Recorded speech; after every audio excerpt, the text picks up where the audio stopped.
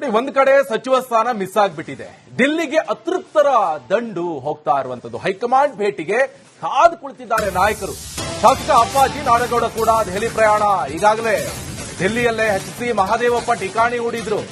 ನಿನ್ನೆಯಿಂದಲೂ ಕೂಡ ದಿಲ್ಲಿಯಲ್ಲೇ ಇರುವಂತಹ ಎಚ್.ಸಿ. ಮಹದೇವಪ್ಪ ಇಂದು ಇನ್ನಷ್ಟು ಅತೃಪ್ತರು.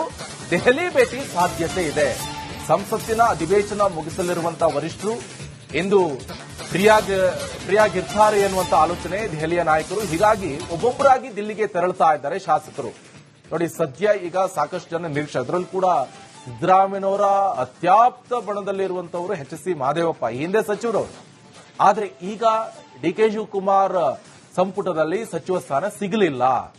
ಈ ಸಂದರ್ಭದಲ್ಲಿ ಅವರು ದೆಹಲಿಗೆ ಭೇಟಿ ಬಿಟ್ಟಿದ್ರು. ದೆಹಲಿಯಲ್ಲೇ ಠಿಕಾಣಿ ಹೂಡಿದ್ರು. ಅವರು ಸಚಿವ ಸ್ಥಾನಕ್ಕೋಸ್ಕರ ಲಾಬಿಯನ್ನ ನಡೆಸ್ತಾ ಇದ್ದಾರೆ.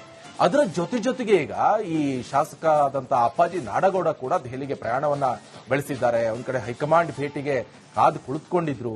ಒಂದ್ ಕಡೆ ಸಚಿವ ಸ್ಥಾನ ಮಿಸ್ ಆಗ್ಬಿಟ್ಟಿದೆ. ದಿಲ್ಲಿಗೆ ಅತೃಪ್ತರ ದಂಡು ಹೋಗ್ತಾ ಇದೆ. ಕೇವಲ ಸಚಿವ ಸ್ಥಾನ ಕೊಟ್ರೆ ಕೊಡಬಹುದು, ಇನ್ನೊಂದು ಬ್ಯಾಲೆನ್ಸ್ ಇದೆ. ಅದರ ಜೊತೆಗೆ ಇವರನ್ನ ಈ ಅಸಮಾಧಾನ ತಣಿಸುವಂತ ನಿಟ್ಟಿನಲ್ಲಿ ನಿಗಮ ಮಂಡಳಿಯಲ್ಲೂ ಕೂಡ ಸ್ಥಾನವನ್ನ ಸಿಗಬಹುದು. ಅದು ಯಾವ್ದಾದ್ರು ಒಂದು ಪ್ರಬಲವಾದಂತ ನಿಗಮ ಮಂಡಳಿಯ ಸ್ಥಾನವನ್ನ ದೊರಕಬಹುದು.